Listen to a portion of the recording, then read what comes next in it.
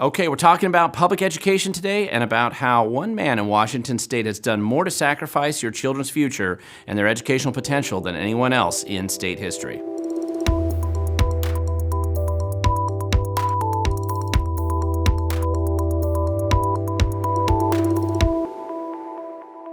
Thanks for being here.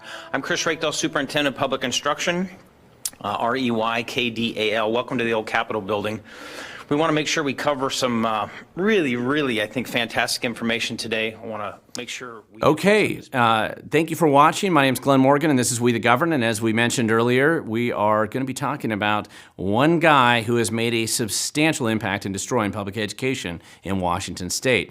Now, before I go too much further, I've gotten a number of different questions about the trigger warning that we oftentimes would mention in some of our previous videos. And just so you know, if you look down here, that is a quick way of providing that trigger warning. Again, nothing we've said has ever been approved by Inslee's Ministry of COVID Compliance. And although we've tried to make it shorter and more compact, you'll see that in our future videos. I don't think Inslee will like that trigger warning any more than he liked the other one. But today we're not talking about Inslee as much as we're talking about this guy right here, which is Washington State's Office of Superintendent of Public Instruction, which is a mouthful to basically reference the position that isn't in charge of public education in Washington state. It's Chris Reykdal who currently holds that position.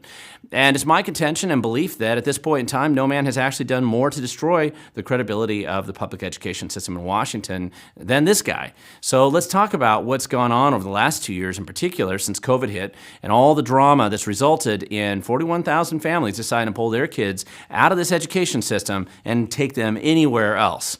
And of course, Chris Reykdal's been in this position for a while, and I personally actually know him. I've had conversations with him in the past, and before he became head of OSPI, I kind of liked having a dialogue with him, but since he's gotten in there, unfortunately, I think some of the more progressive, for lack of a better term, or leftist ideals have taken over, and of course, that position is almost always co-opted by special interests, where your kids are last, and their priorities, basically, in this building right here, behind the walls of this brick castle. It's not an ivory tower, it's a brick castle in Washington. That's where all the bureaucrats are hanging out at OSPI, and they seem to be more focused on being detached from the reality of what's happening, your kids out in the field and the teachers in the field, than they are from whatever their goals and objectives are when they sit behind their cushy rooms in that particular building. It's a beautiful building. But under Reykdal's leadership, student test scores have completely collapsed, and basically math, English, and science, every measurable way, they've plummeted. And of course, it's not like they were in good shape before. And so now as students are really suffering and coming out of this recognizing that their ability to be functional in society is being harmed by the system in which they find themselves, it isn't improved by the fact that he's also chosen to make standards that have also collapsed, basically like his idea of giving A's for everybody. Everybody gets to pass. Everyone's a winner. In Washington state, nobody fails. And so because of that, there's no incentive to win, and certainly no incentive to learn, and no incentive for teachers to actually do a good job teaching, because after all, everyone's going to get the same grade anyway. I mean, this is really a depressing approach, and of course, students' suicide and depression is also up. And these are amazing hallmarks and characteristics of the modern education, public education system in Washington state. And Reykdal owns this. I mean, this is his program. He has pushed policies and agendas in conjunction with Governor Inslee that have perpetuated results like this, and unfortunately it looks like it's only going to get worse. And it does pay me to say this because I was a former school board director myself. My wife's a teacher, and I know Chris Reykdal's wife is a school counselor. He knows this very well, but this is what he's chosen to do. And one of the policies that's been pushed relentlessly and viciously by the school district is this just complete and total masking of all the kids and making sure that every school kid in the entire system is masked up and terrified. Now, I know there's some school districts that are generally not complying with this, and good on them, but as a general rule, Reykdal's threatened to pull their funding and destroy whatever shreds of local control are left when anybody dares to question some of the agenda that he's been pushing on them. And this dictatorial sort of approach to education has become a hallmark of the Reykdal administration. In addition, though, not all is lost. I mean, certainly the kids are learning their pronouns. Well, no, not these pronouns. If they actually understood these pronouns, they'd be doing a little bit better on their English tests. No. They're going to be focused on their gender pronouns, like these. They, ze, she, her, he, him, who knows.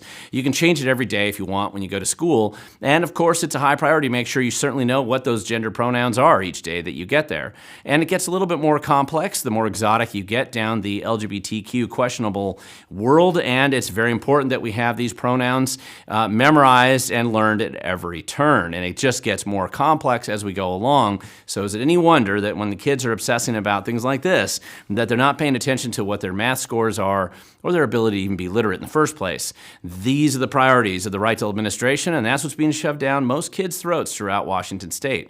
Yes, I know. Some local teachers, if you're able to get around some of this, you might be able to.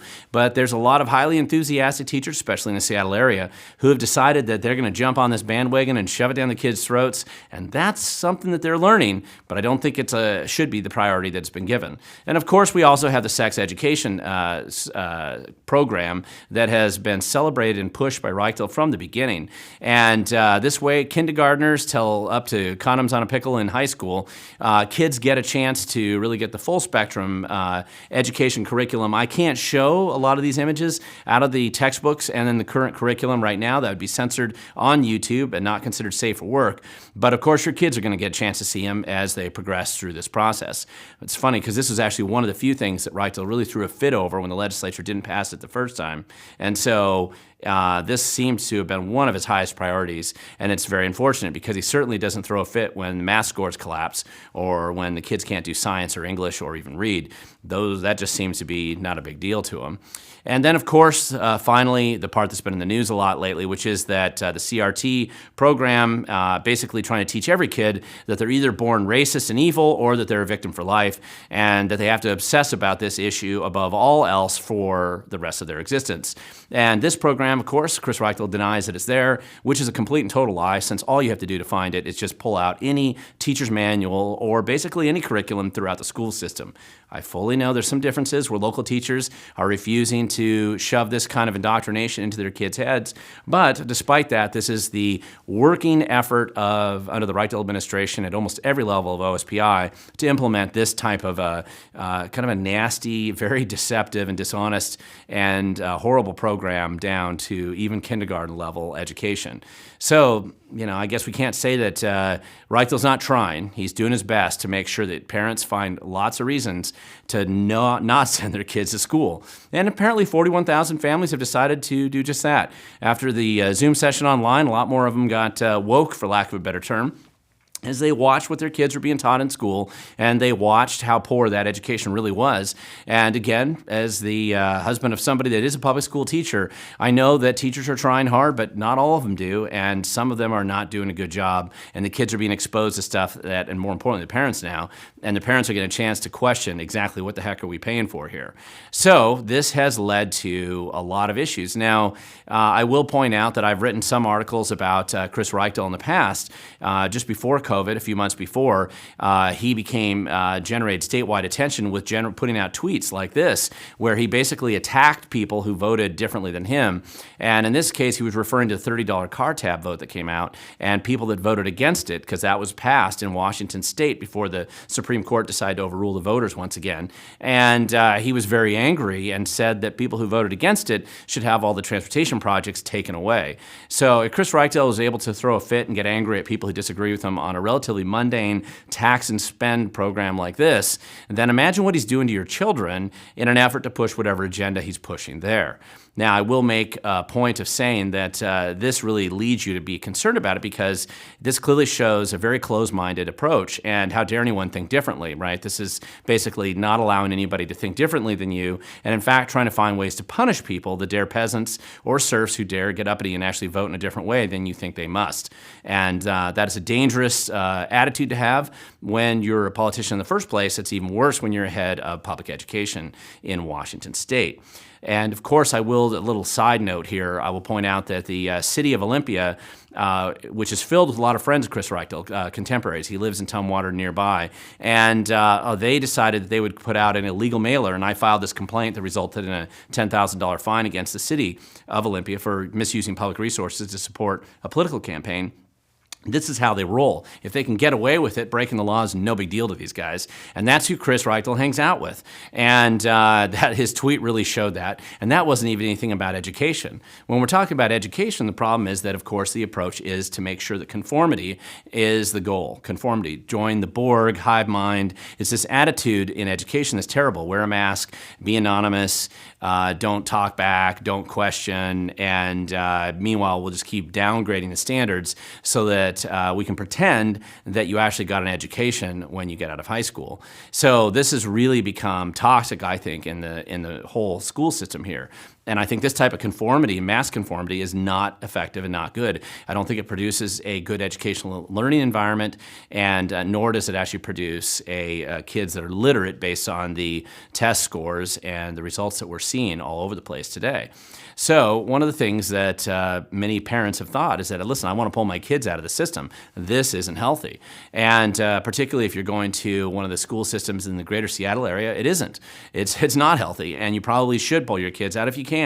But for the rest of us who may not be able to pull our kids out, we need to engage and get involved. This is really a fight for us. We cannot allow this type of behavior and this type of programming to be going on. We have to be engaged, we have to help our children, and we have to help our neighbors' children so that they don't get subject to this type of indoctrination or hive mind approach to education, which Reykdal does seem to enjoy and push.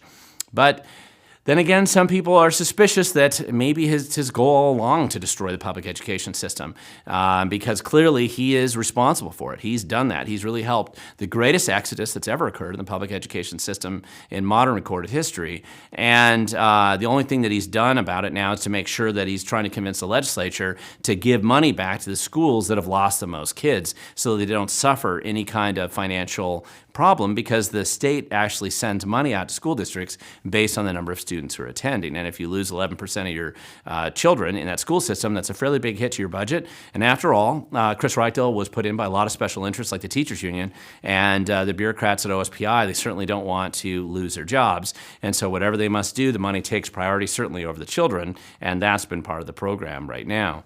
And this has resulted in a lot of ridiculous articles. I love how a while ago when he was saying that the schools don't teach critical race theory, that was a total lie. Chris Reykdal lied. He knew he was lying. He was just lying to cover up some of the bureaucrats up there. It's easy to find evidence of this, and many people have, and I think I might even do a video on some of that in the near future. And of course, there's a whole story with the sex ed curriculum that he doesn't want you to see, and he wants to conceal it from you and pretend like that's not there either, even though he celebrated it when it was put in place. And then, of course, my personal favorite is his recent statements to the media that it's really unfair to judge Washington students based on the recent dip in test scores. Now, partly I agree with him on this because it's unfair to judge the students, but it sure isn't unfair to judge the administration and the bureaucrats at OSPI, and Chris Reykdal in particular, for the damage that he has done. To an entire generation of kids, this guy is going to be responsible for harming them more than anybody else we can think of in recent times. So, the credibility of the public education system has been damaged by Chris Reykdal, and it's been damaged more thoroughly and more effectively than any special interests, any effort of people to encourage homeschooling or set up private schools. Nobody has done more damage to the credibility of the public education system than Chris Reykdal, and it looks like he continues on this train wreck policy path of seeing how many kids he can drive out of the system or downgrade the educational experience of those who choose to remain in it. This is not good, and not a good time to be a student, really a terrible time to be in public school, and not a great time to be looking at the Washington state education system as any kind of an example for anybody else. Because after all, well, it may be easy for them to believe that they can sacrifice our children, of course, and hand them over to these guys in their temples. That's not something that most of us as parents are going to want to do, and we're going to be unwilling to do that moving forward. So when you look throughout all the things that are happening, I think there's a lot more stories coming out about public education, because in the recent elections, we saw a lot of school board members replaced, and the school board seemed to be one of these places where people people are finally waking up and recognizing that the decay and the rot in the government system has really had an impact, direct impact on their family life. So as always, I encourage people to stay involved and engaged in the political process. Even if you do have your kids being homeschooled, even if your kids are in private school, the reality is you're a taxpayer, you're paying for these systems here. You might as well get on those boards and try to do the right thing. Try to fix the problems that exist so that at least if not your kids, at least your neighbor kids aren't abused any more than necessary by the system as it exists now. So if you want to learn more, please go to wethegovern.com. I encourage you to do so. I'll also provide a lot of links down in the video description. Please leave a comment if you disagree or you have a story that you want to share that's related to this topic. I do try to read all the comments and get back to you if you can. Don't forget to subscribe. Feel free to support us if you can. And just remember, as I always tell everybody, the future does belong to those who show up, and we need to show up to make a difference in the education system in the state.